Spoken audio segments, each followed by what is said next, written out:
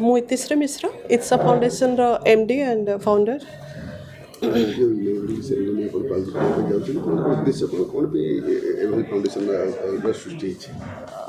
Actually सत कथा कह गले आमर फाउंडेशन दीर्घ वर्ष धरी विभिन्न प्रकार क्षेत्र में बहुत कार्य करी आछि। एटा होछि आमर गोटे नुआ प्रयास आर्थिक अनग्रसर लोक माननकु सेमानकर परिजन मानकर पार्थिव शरीर हस्तांतर करने निःशुल्क भाव में आउ सेटा सब वर्गर लोक नुह जो मैंने आर्थिक भाव में दुर्बल अच्छा से आम आज शुभारंभ करुचु।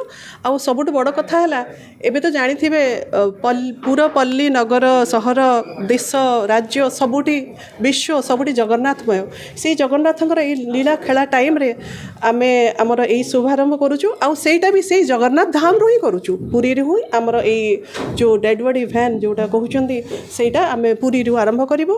परवर्ती समय रे अलगा अन्य जिला मानकरे कार्यकारी करिवार उद्देश्य रही। देखु आपण माने समस्ते जानी आर्थिक स्वच्छल नथिबा जड़े व्यक्ति सरकार बहुत सहायता रही बहुत स्कीम रही आम्बुलांस माध्यम गोटे पेसेंट को हॉस्पिटल नहीं आसी पारुची बट फेरिया टाइम रे से जो मानसिक जंत्रणा निज परिजन को हरैकी से टाइम रे सपोर्ट देवाई मु देखी किछि पैसा पाई लोक मानकर डेड बॉडी दिन दिन धरी पड़थिबार देखी। आउ एटा मु आज जाए डिस्क्लोज करेनी किंतु भावी जो मानकर शरीर माने जार परिजन नहांती एमती अनामधेय भाव में पड़ रही से भी सत्कार कर आम निकट में प्लान करुचु। आउ सत कथा कहले मो निज लोक मान को असुविधार सम्मुखीन हबार देखिकी ये सब जिनस करने निष्पत्ति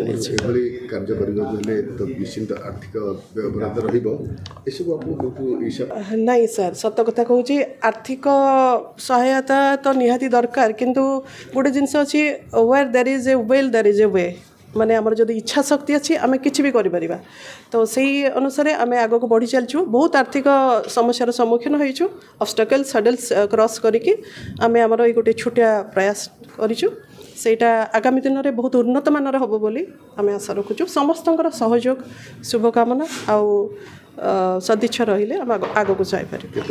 आज जगन्नाथंकर अधर्पणा नीतिर मु समस्त हार्दिक अभिनंदन देवी।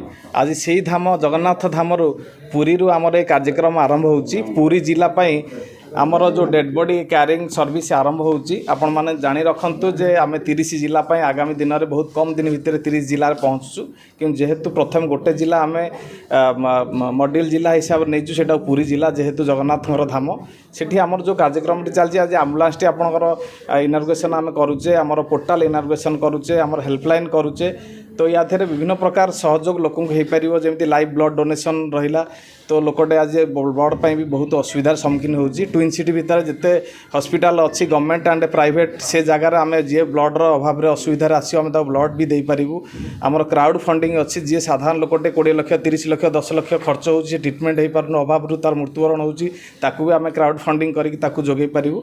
तो ये विभिन्न प्रकार कार्यक्रम अच्छी सारा ओडिशा पाई प्रथम पर्यायर आम पुरी जिला और मॉडल जिला ट्विन सिटर जिते बस्ती एरिया अच्छी से केमी शिक्षार उन्नति मानर हो पार केमी आम विभिन्न प्रकार खेलकूद नाच गीत कतरू सबुथ आम ट्रेंड कर जो अंतर्निहित गुणावली अच्छी। बाकी रहा आम इंडस्ट्री बेल्ट रे बर्तमान 5टी नहीं कलिंगनगर पारादीप अनुगुल आपणकर केउंझर एंड 5टी जगह नहीं जोटि कि आम से निजुक्तिर सुजोग करूँ 2.5 लाख पिला आम टार्गेट रखीचु 10,000 पिला कंट्राक्टर बनया जो एंटरप्रेन्योरशिप बनवाई आम टार्गेट रखीचु। तेणु ये कार्यक्रम आमर जारी रहिबो ये आम शेष निश्वास पर्यंत।